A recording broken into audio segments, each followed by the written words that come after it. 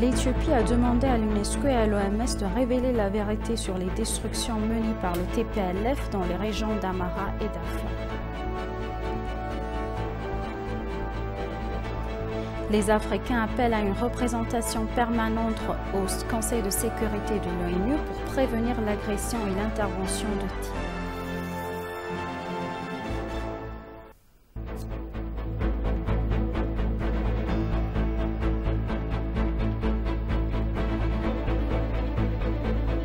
Bienvenue, chers téléspectateurs, c'est Aline Taibaro avec le journal du 15 décembre. L'Éthiopie a demandé à l'UNESCO et à l'OMS de révéler la vérité sur les destructions menées par le TPLF dans les régions d'Amhara et d'Afar. Le directeur général des organisations internationales au ministère des Affaires étrangères d'Éthiopie, Yosef Kasaye, s'est entretenu avec les chefs de l'UNESCO, Dr Yumiko Yokozeki et l'OMS de Dr Burema Sambo.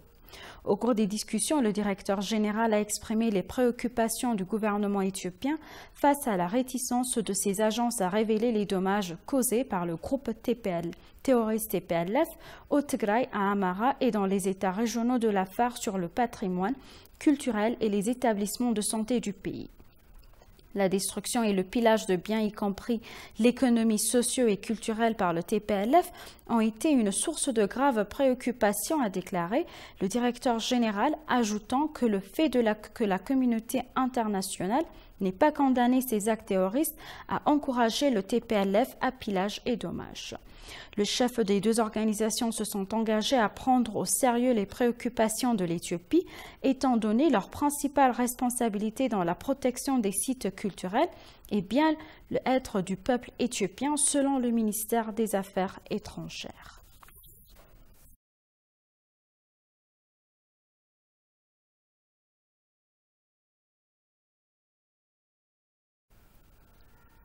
Le porte-parole du ministère des Affaires étrangères de l'Éthiopie, l'ambassadeur Dina Mufti, a déclaré que les Éthiopiens et les amis de l'Éthiopie sont engagés dans des activités morales, financières et autres diplomatiques soutenant les réformes radicales entreprises à travers le pays. Dans le point de presse qu'il a donné, il a ajouté que le mouvement No More dans divers pays s'est également renforcé.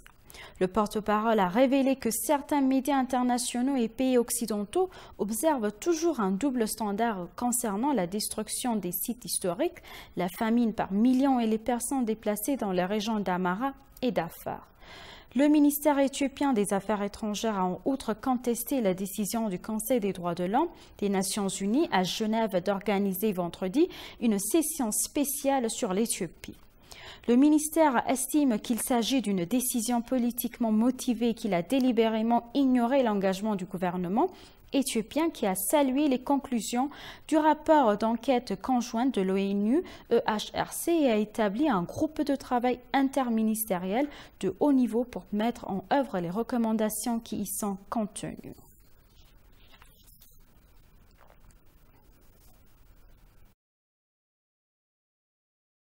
Le ministre d'État au service de communication du gouvernement Kebede Dese a déclaré que le fait que la réunion s'est tenue sans la signature des pays africains représentés par le Conseil et signée par le Conseil montre que l'intervention étrangère vise non seulement l'Éthiopie, mais aussi l'Afrique.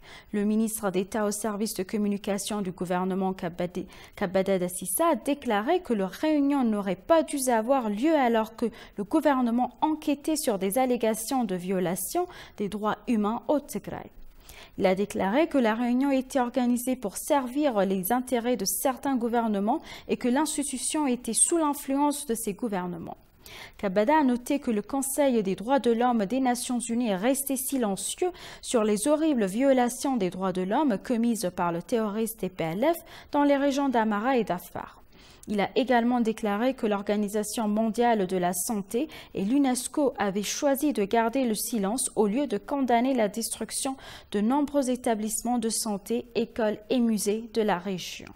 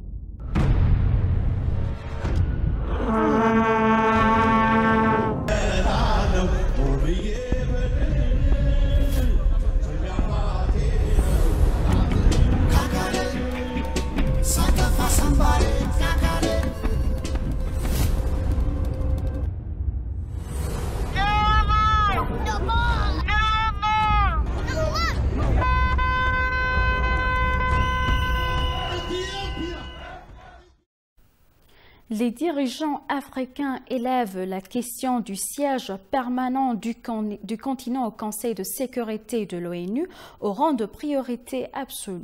Le siège permanent tant convoité et décisif aide le continent à faire avancer son programme jusqu'aux étages de l'organe mondial. Cela aide également à mettre fin efficacement aux manœuvres abusives et à l'intervention de tiers de la part de ceux qui disposent d'un droit de veto en Occident. À plus. Il s'agit d'une remarque faite en 2017 à l'Université d'Oxford par la professeure Anne Baevsky, avocate internationale universitaire et militante des droits de l'homme et de l'égalité.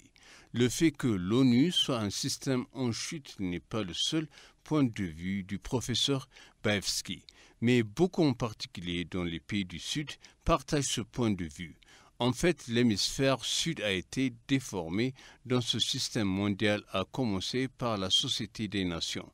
Par exemple, alors que l'Éthiopie est un État africain et cofondateur de la Société des Nations, elle a été maltraitée à la Ligue en 1937 lorsque l'Italie a commis une agression sur son sol souverain et que l'empereur Haile Selassie a crié au scandale.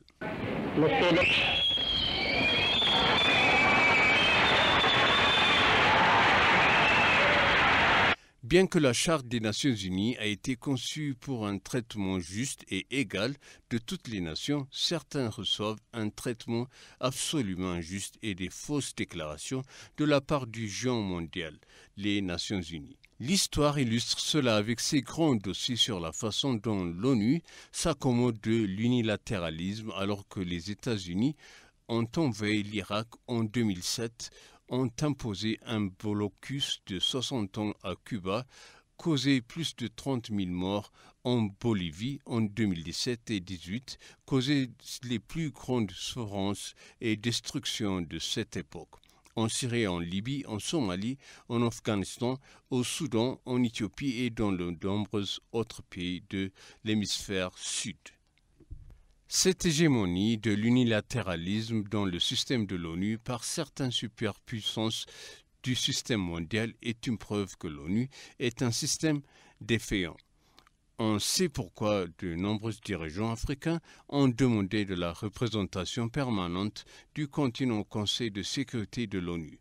En 2016, s'adressant au 26e sommet de l'Union africaine, le président Zimbabwe Robert Mugabe a fait écho à la même idée. Il a appelé à un Conseil de sécurité de l'ONU réformé. Mugabe a également recommandé que les États africains soient traités sur un pied d'égalité à l'ONU en tant que dénominateur pour sa survie. Reform the Security Council. Mugabe also recommended that African states be treated equally at the UN as a denominator for its survival. If the United Nations is to survive, we must be equal members of it. Et dernièrement, de nombreux États africains ont fait écho au fort désir du continent d'avoir une représentation égale et fonctionnelle au Conseil de sécurité de l'ONU. En effet, de nombreux Africains disent que les méthodes de travail du Conseil de sécurité doivent être révisées pour assurer la démocratisation et sa composition doit être élargie pour inclure de nombreux membres permanents et non permanents du monde en développement, en particulier l'Afrique, berceau de civilisation. À l'heure actuelle, le Conseil compte 15 membres dont 5 permanents, Chine, France, Russie, Royaume-Uni et États-Unis, tout avec droit de veto. Ethiopian Electric Power a annoncé avoir endommagé 52 millions de birrs sur la ligne de transmission Kombolcha-Samara. Le groupe terroriste TPLF a démontré ses activités antipopulaires en pilant et en détruisant les installations des institutions et des organisations publiques et gouvernementales, ainsi que de biens personnels et des biens dans les territoires occupés d'Afar et d'Amara. La ligne de transport d'électricité de Kombolcha à Samara est l'une des infrastructures endommagées par le groupe terroriste.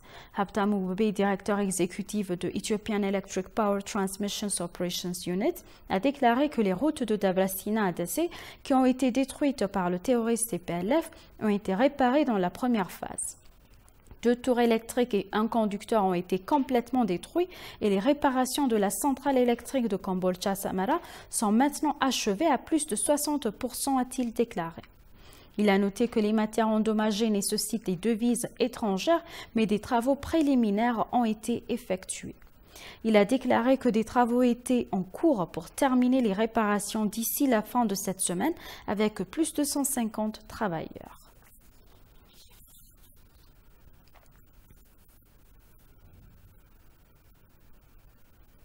Obala, un Gambélan Anouak survivant du massacre d'Anouak par le terroriste TPLF à Gambella, a témoigné devant le président Biden.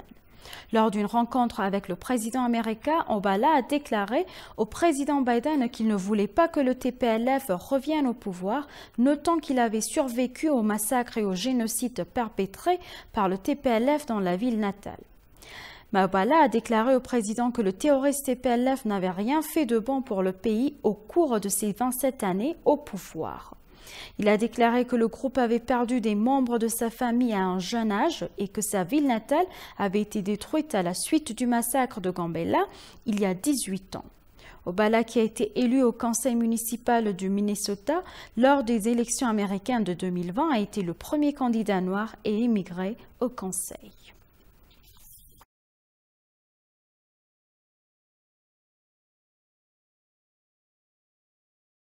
Et pour conclure le journal, le Conseil de paix et de sécurité de l'Union africaine a convoqué une réunion intitulée « Paix, sécurité et développement en Afrique ». La réunion s'est déroulée en présence du commissaire européen chargé de la politique, de la paix et de la sécurité, ainsi que le gouverneur de la Banque africaine de développement du NEPAD et des Nations unies. Dans son allocution d'ouverture, le vice-premier ministre et ministre des Affaires étrangères Damaka Makonnen a déclaré que la paix, la sécurité et le développement sont les principales priorités du continent. Damaka a déclaré qu'il freine les projets et programmes de développement du continent.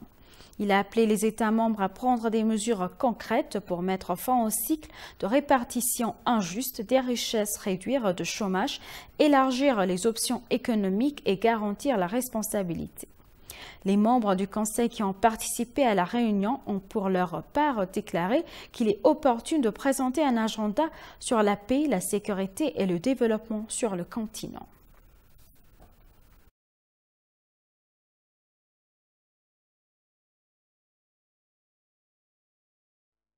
Chers téléspectateurs, nous vous rappelons les titres principaux.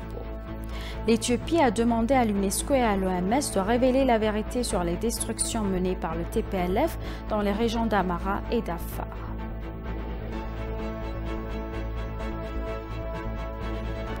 Les Africains appellent à une représentation permanente au Conseil de sécurité de l'ONU pour prévenir l'agression et l'intervention de tiers. Merci, chers téléspectateurs. C'est la fin du journal. C'était Aline Taibaro avec le journal. Restez avec nous avec le reste des programmes. Bonne journée.